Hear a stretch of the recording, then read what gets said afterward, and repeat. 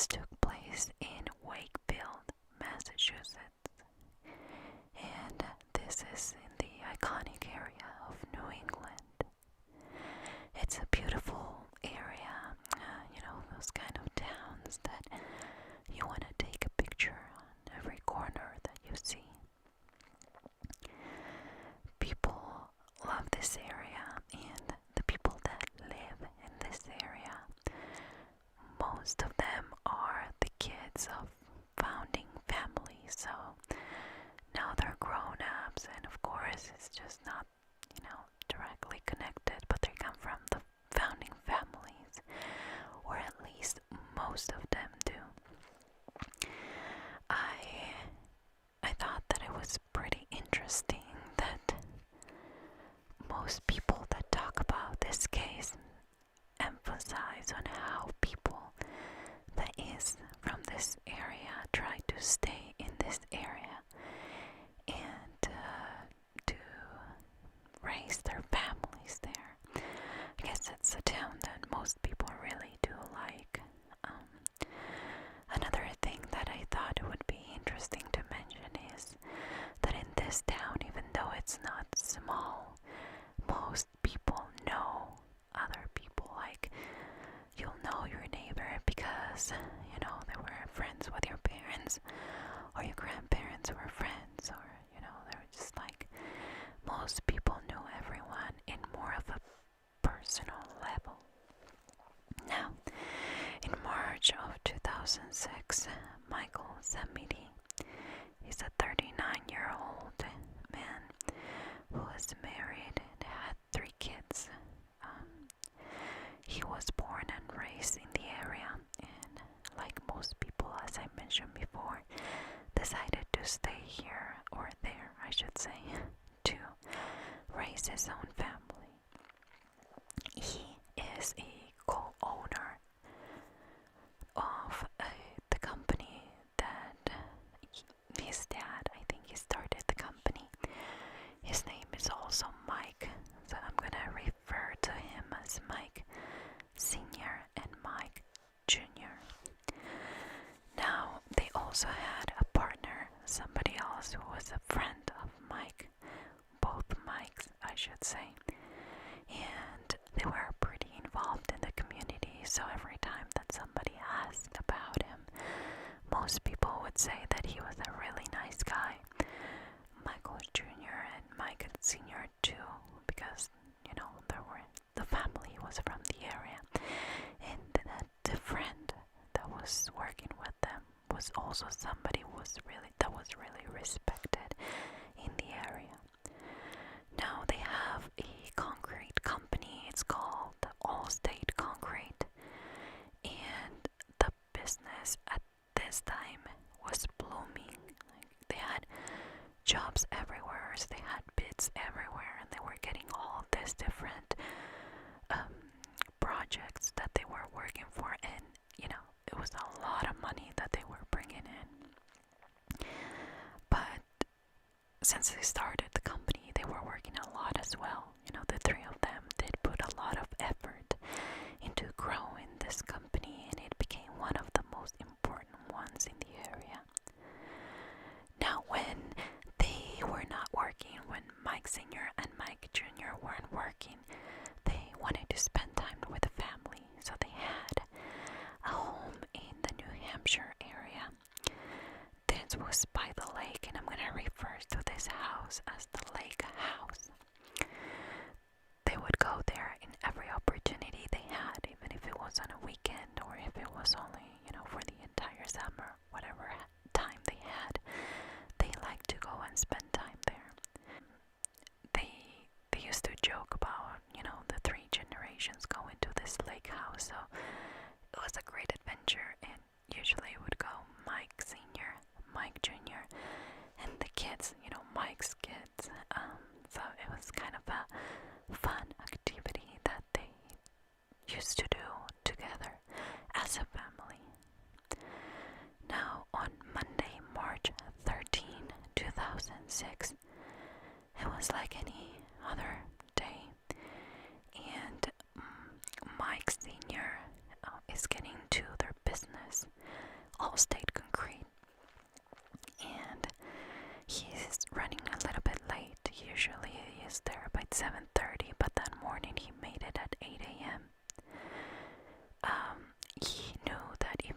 was running late that Mike Jr. was going to be there to open and, to get things going at the office.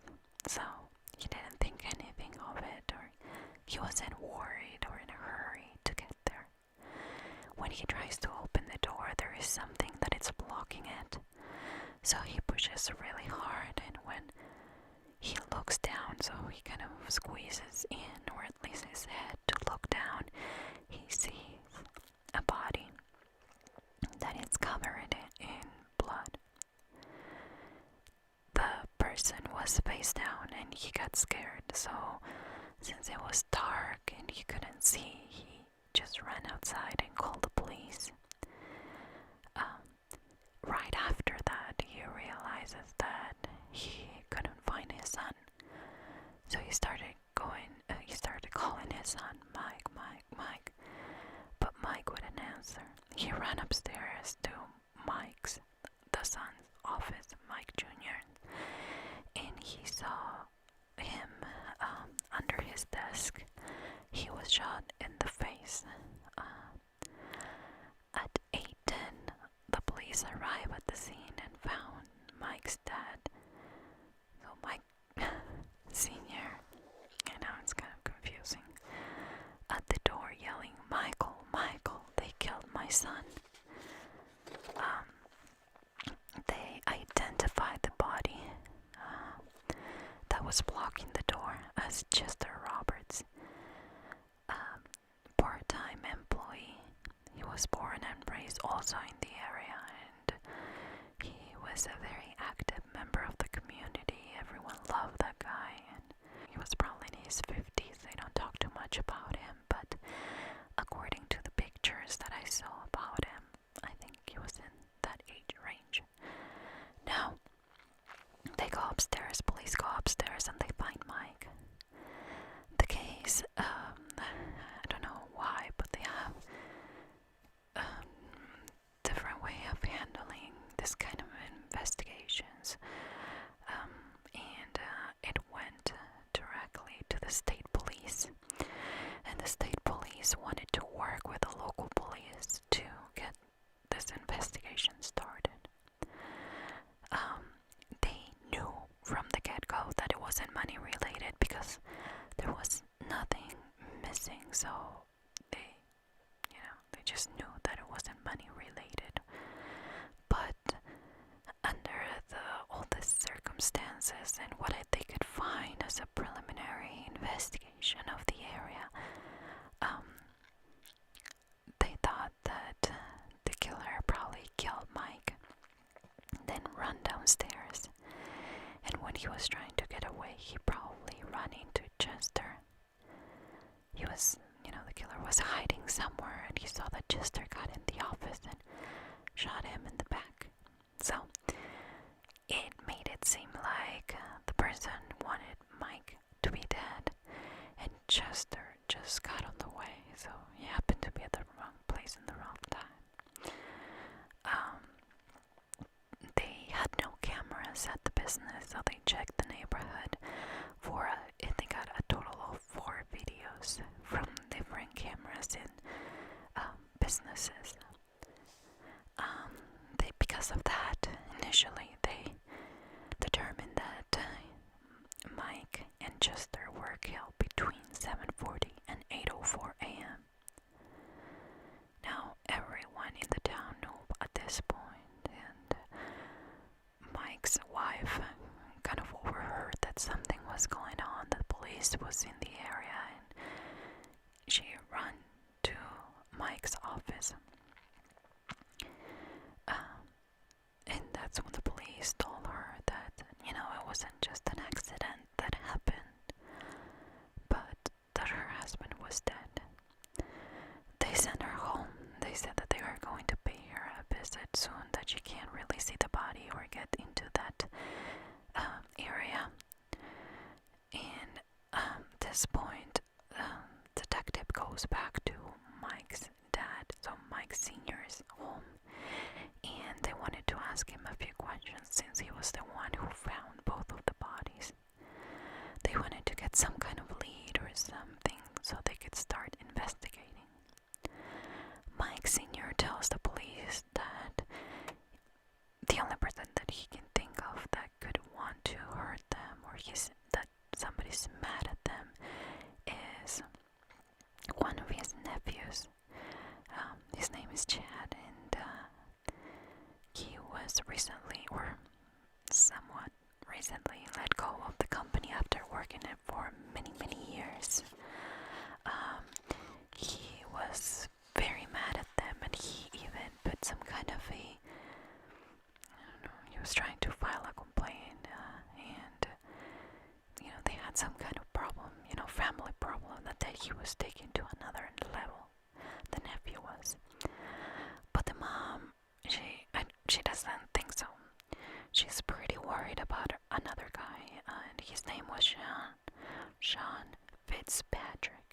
is a neighbor.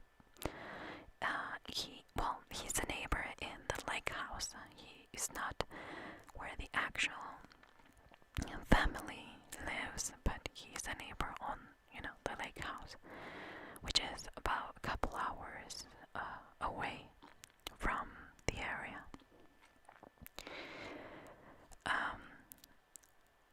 Jean, apparently he was bothering Michelle, or at least that's what she thought. Mike's mom. And she was a little worried about the relationship she had with the neighbor. So it wasn't that like the neighbor was bothering her and that's it. I think the mom suspected that there was something else going on between them. She also mentioned to the police that every time that the neighbor had a chance, because Mike wasn't around, he would flirt with Michelle, which is Mike's wife. And that she caught them at one point they were hugging.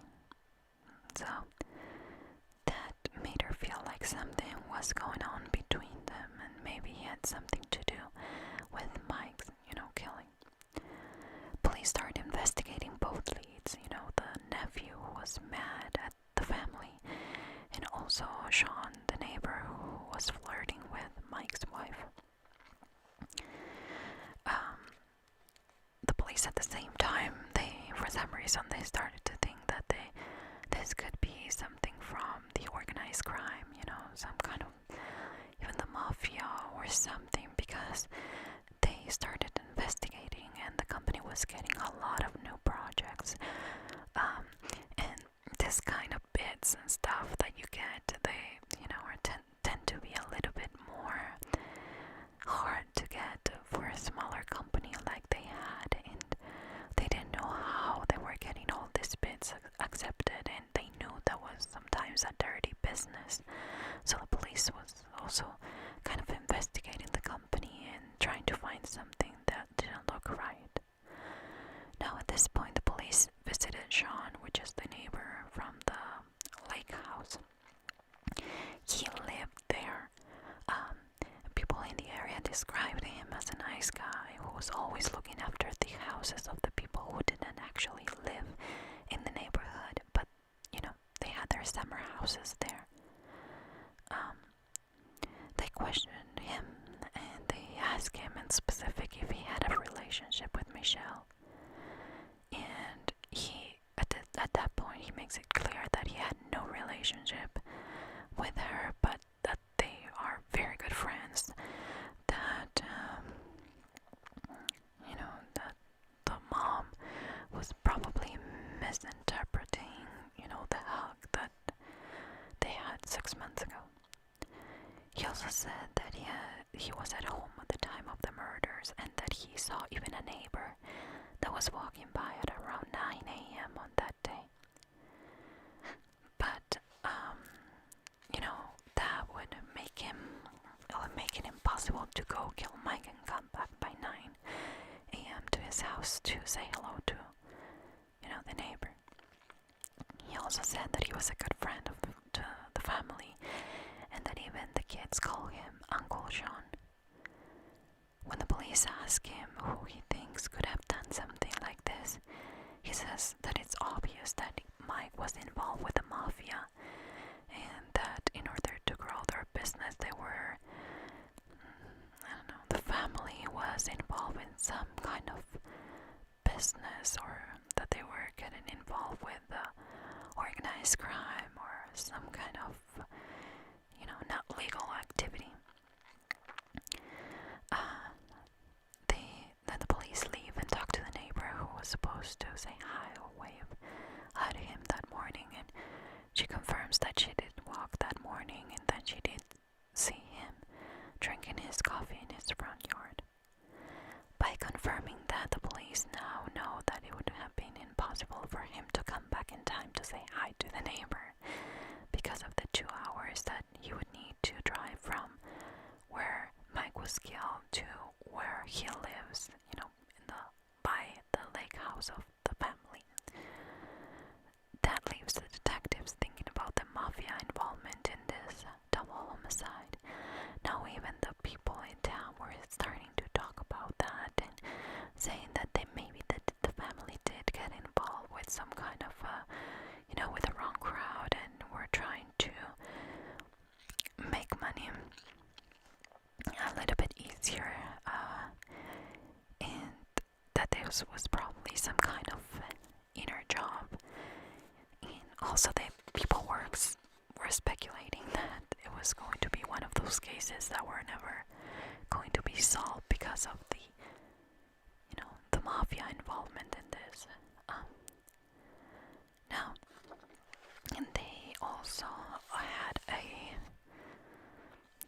this big contract where they were building a freeway area, and I think that's why most people were talking about them having to have some kind of weird business, because this was such a big project that they wouldn't believe that they would give it to a smaller company like it was them. Even though the company grew and everything, they just couldn't believe that they got that bid. A lot of money was involved in that transaction, and Mike's company was one of the busiest ones in Massachusetts. So the police started investigating a little bit more deeper into this theory, and they were trying to find out if by any chance they were doing something illegal, or they were involved with some kind of crime organization or something that they will make it, I don't know, in order to kill Mike because of some kind of disagreement. I don't know what they were actually thinking, but I know that they made a great emphasis on them investigating every single part of the business, because they were sure that this was some kind of illegal business going wrong. At this point, the police talked to Mike's wife, Michelle, and she gave a lot of information, a list of Mike friends, and they also, at that time, she was very helpful. She was giving name, phone numbers, and she tried to give as much information as she could. But then the police asked her about Sean. She looks a little bit surprised, but she says that it's impossible, that he's a family friend, that he would never do that. At that point, for some weird reason, she breaks down and she confesses that she had an affair with Sean that she broke off 6 months ago. She says that because of Mike's lack of time, she was spending a lot of time in the lake house and spending a lot of time with Sean, and that she had a relationship that she finished 6 months ago. And of course, Mike found out they had some kind of a counseling and something, and they were working on their marriage. But she also she was just completely sure that Sean would never do something like this. Now, for some reason, at this point, the police and also Mike's dad started to think that maybe this was that they killed the wrong guy, that they wanted to kill the dad and they ended up killing the son. But that was just a theory. They didn't take it anywhere. They had no leads, nothing. They would point to somebody who would want to hurt Mike Sr. Of course, that was they started to investigate the nephew and Mike's cousin, the one that was working for the company, and that he had a disagreement and was let go from the company. When they go talk to him, he says that he's not going to talk to them because he needs to talk to his lawyer first.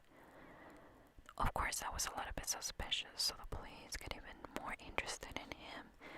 He had problems with Mike Sr., some overtime hours and stuff like that, so it wasn't a big deal. But when they started to investigate and him not wanting to cooperate, they started to think that maybe in fact it had something to do with the killing of Mike.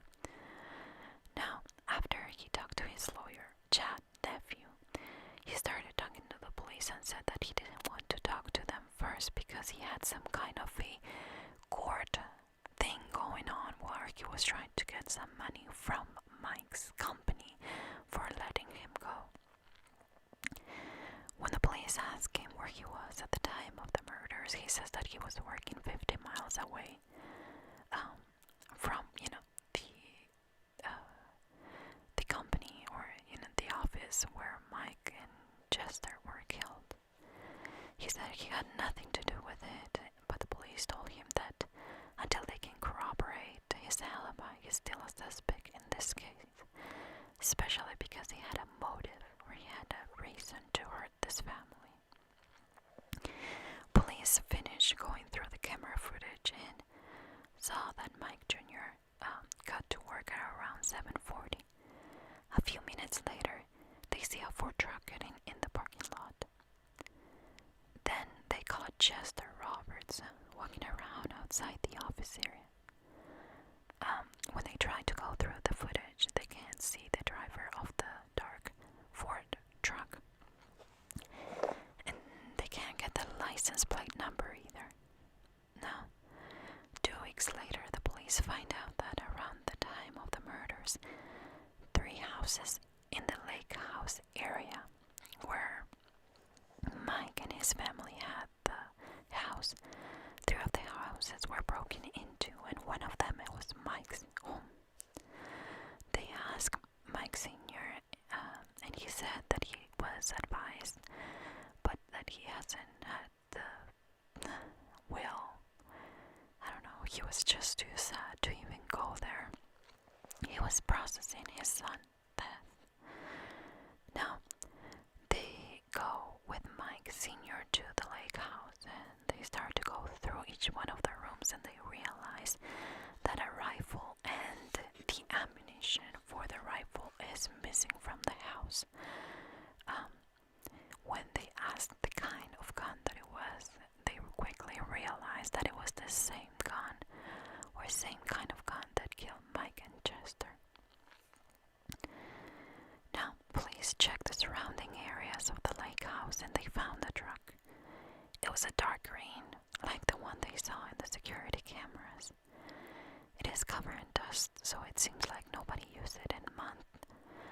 But when they checked the driver's side door, it seems like somebody kind of dusted it off to put in the key.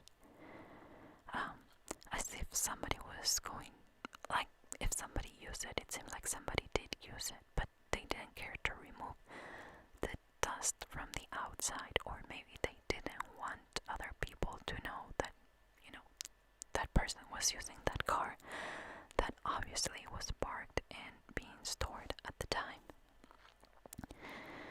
When they check the license plates, they find that belongs to Pat Caldwell. He had a house across the street from the Semites, so Mike's house, but he doesn't live there. This is his vacation home, like Mike's.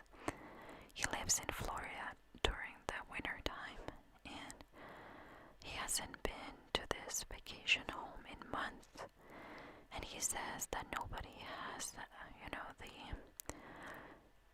that nobody should be using his truck either. He parks it there and he leaves it there, so when he's in the area, he can use it. Pat gave the permission to the police to register the vehicle, and the police also asked him where he was at the time of the murder, but he mentions that he didn't leave the state of Florida, so it was impossible for him to be there or to even, use that car that he had in the lake house or at the lake house. The run test on the truck, but the results can take weeks. In the meantime, they continue to investigate Chad, but they can't really find anything that would tie him to the crime scene at this point in time. Now, Pat, the owner of the truck, calls back the police and says that the car, or the truck I should say, was in fact used on the day that Mike was killed. Mike and Chester were killed, and that he found out because he checked the easy pay. It's like a toll thing where they take a picture of your plates, and then apparently you pay yearly or monthly or whatever, and then it shows how many times you crossed the toll. Well, anyways, he checked that and he realized that the car did get one of those easy pay toll things. So they did scan the license plate at least once. Between Freedom, which is the area where the vacation home is and where Sean lives, and the lake house neighborhood, and Wakefield, which is where Mike was killed, Mike and Chester were killed. There are 3 tolls, so whoever took the car would have been scanned 6 times. Why did it only record at 1? Well, they weren't sure at this point, but they realized that the one that was recorded, for some reason, in one of the tolls, that it was an hour after the murder. So the test at this time came back from the truck, and they couldn't find any fingerprints, but Pat, of course, Pat's the owner. Those were the only fingerprints that they could find. So whoever took this truck was trying to make sure that he didn't leave any kind of leads or any kind of evidence for the police to find. But they did find DNA in the steering wheel and in the key area. The DNA had no match in the database, but they were trying to see if they, that information could be of help in the future. Now, 6 weeks later, or after the homicide, I should say, the Samidis received a threatening letter, and it was kind of a funny letter. Or it wasn't a letter, it was a note, and it was like when you cut the letters from a magazine or a newspaper and you stick it into a paper and you said, well, so the mom took the note to the police station. This was Mike's mom, not the wife, but the mom. And the detective, when she's trying to pull it out of her purse, he stops her, he grabs a glove and he picks it up. So maybe they can get some kind of fingerprints or something from it. The note said, close or lose more family. It was, as I said, a kind of a DIY kind of note. And the police started to wonder if this was something that somebody was trying to get them confused or lead them away from what they were investigating, and trying to lead them to believe that it was more business related. But the police at this point already checked all the business records, and there was nothing wrong with them. Everything was legal, everything was done right. It was just a hard working family that made it into the bigger deals, and so there was no mafia, there was nothing that helped them get to that position or that kind of business that they had.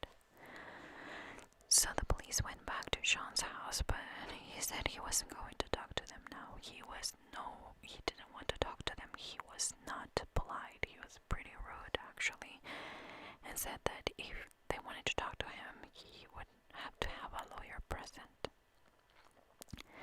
That is when the police officer remembered, and this is key, remembered that he saw a note, a condolence note from Sean to Michelle.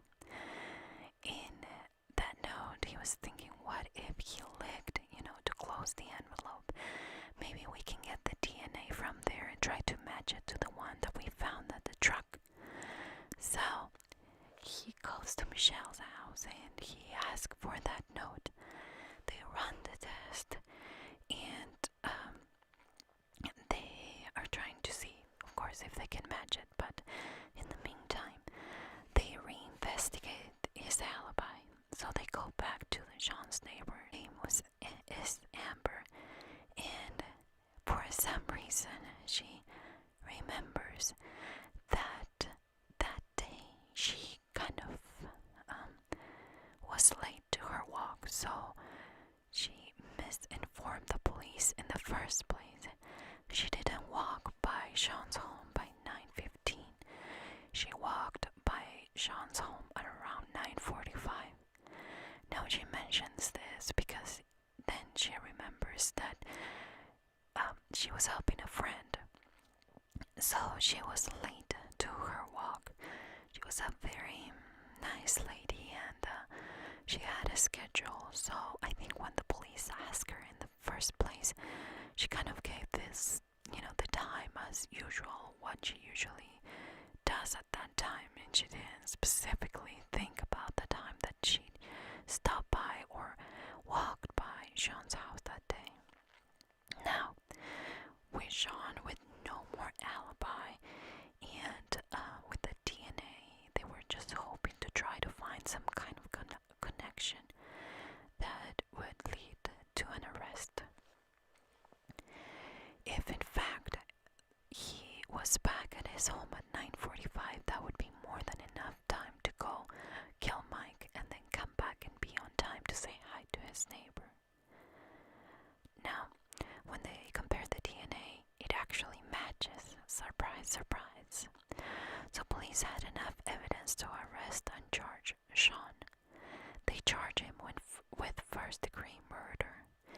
His motive, well, he actually thought that Michelle was going to leave her husband, and when she didn't, he was mad at her, and also he just wanted to get rid of Mike and try to keep his family for himself.